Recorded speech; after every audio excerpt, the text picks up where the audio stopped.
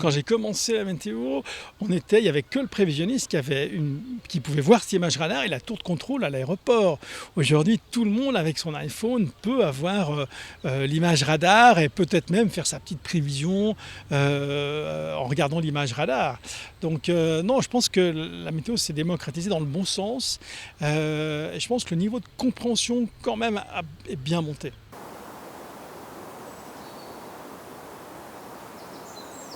Le métier, évidemment, consiste essentiellement à faire des prévisions du temps, des prévisions parfois à très court terme, comme prévoir le développement d'un orage qui pourrait donner des coups de vent sur le lac. Et avec un radar, on peut suivre l'orage et puis allumer les feux sur le lac pour dire au navigateur attention, un coup de vent est possible dans l'heure ou les 2 heures à venir. Et puis des prévisions à plus longue échéance, en tout cas au-delà de 24 heures. Et là, on va utiliser des observations à l'échelle Nord-Atlantique Europe, observations au sol, des mesures de ballon-sonde, pour avoir une vue en 3 dimensions de l'atmosphère. Et ça permet déjà de faire une première prévision, disons pour les 12 heures ou 24 heures à venir. Au-delà, on travaille avec des modèles mathématiques. Donc on initialise les calculs avec ces mesures et ces modèles nous montrent comment les champs de température, d'humidité, de vent, de pression vont évoluer pour les heures à venir, voire les jours à venir. Et là on peut faire des prévisions aujourd'hui jusqu'à 1 semaine, voire 2 semaines.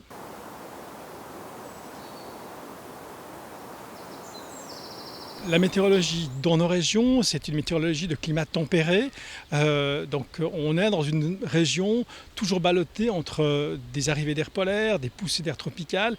Et cette zone de conflit est très particulière. Elle nous permet d'avoir des précipitations assez régulièrement, avec des belles pauses qui donnent aussi un temps ensoleillé. Et dans cette météo assez chaotique, au fond, lié vraiment à la latitude à laquelle on vit, on peut avoir des tempêtes hivernales lorsque l'air est très froid au pôle Nord et toujours très chaud dans les tropiques. La différence de température donne de l'énergie pour créer des tempêtes. Ça, c'est quelque chose qui a toujours existé, qui continuera d'exister. On a aussi le relief qui va faciliter la formation d'orages. Donc on a parfois des orages qui se forment que sur le Jura ou les Alpes, qui restent sur le relief, et puis parfois qui se développent sur le relief et qui débordent en plaine. La formation du stratus sur le plateau suisse, qui des fois donne un couvercle pas très agréable en hiver au-dessus du bassin lémanique, est liée au fait que la bise, lorsqu'elle souffle entre le Jura et les Préalpes, favorise un petit peu le soulèvement d'humidité et ça donne une espèce de brouillard élevé. Les Suisses allemands appellent ça du Hochnebbel, du brouillard élevé, c'est le stratus. Donc on a une configuration à l'intérieur de la région alpine qui fait que la météo en Suisse et à Genève est très intéressante et très variée. On a des événements qui donnent des précipitations 5-10 mm qui sont standards et puis des événements parfois qui sont nettement plus actifs.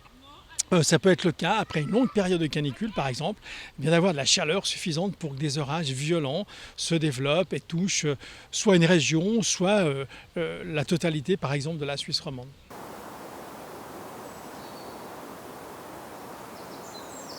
Il y a 30 ans en arrière, je dirais que la population n'avait pas conscience de la qualité des prévisions. Et l'attente, au fond, la population était en dessous de ce qu'on était capable de faire. À part des professionnels comme les agriculteurs ou les pilotes qui faisaient appel à nos services. En 30 ans, la qualité des prévisions s'est énormément améliorée. On a des nouveaux modèles de prévision, des modèles dits d'ensemble qui permettent de ne pas avoir simplement un scénario dans le calcul, mais une centaine ou une cinquantaine qui permet de voir quelle est l'évolution la plus probable. Donc, beaucoup d'outils qui ont amélioré la prévision. Et en même temps, les gens ont des attentes qui ont tellement augmenté que ça dépasse parfois ce qu'on est capable de faire. Donc voilà, l'idée c'est d'éduquer un peu quand même la population à ces qualités de la prévision et on le fait à travers de blogs qu'on rédige au quotidien sur le site de Météo Suisse, je crois qu'ils sont très appréciés. Ça permet d'éduquer un petit peu et d'expliquer au fond comment on travaille.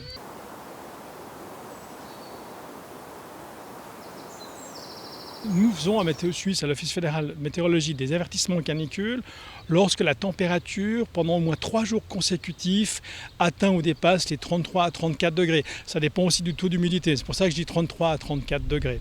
Donc il faut 3 jours consécutifs. Une journée peut être dite caniculaire si on atteint les 34 degrés, mais si c'est ponctuel, il n'y aura pas d'avertissement canicule. Puis là, si on a au moins 3 jours consécutifs, ça sera un avertissement de degré 3. Si on a 5 jours consécutifs avec des températures plutôt au-dessus de 34 degrés, là on aura une canicule de degré 4. Donc ça, c'est nos critères que nous communiquons aux autorités, aux médecins cantonaux, des cantons en Suisse romande.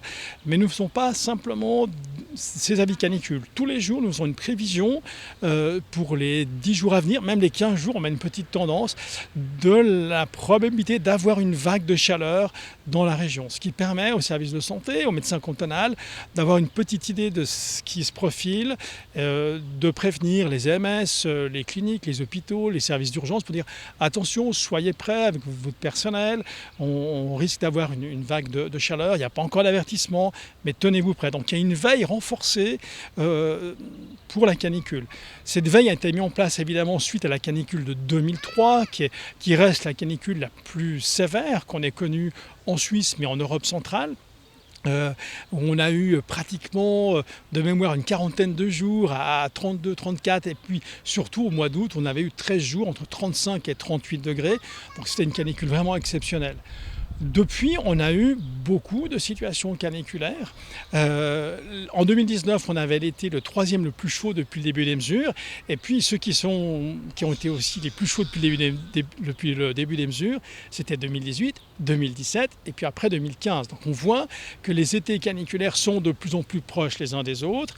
Le nombre de journées tropicales depuis 2015 pour les étés aussi entre 20 et une trentaine, ce qui est énorme. D'habitude, on en a plutôt une dizaine, voire des fois un peu moins.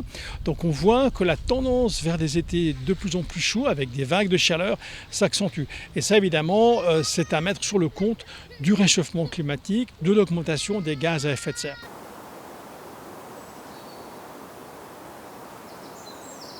La prévision saisonnière montre que l'été devrait être probablement plus chaud que la normale. Mais là, on parle d'une moyenne sur l'été et donc on peut avoir une moyenne plus chaude que la normale sans avoir de canicule extrême. Donc on ne peut pas dire aujourd'hui si on aura des canicules extrêmes. Ce qu'on sait, c'est que tous les étés qu'on va avoir devant nous vont pouvoir produire des canicules plus intenses que par le passé et plus longues. Donc la probabilité, elle est non nulle.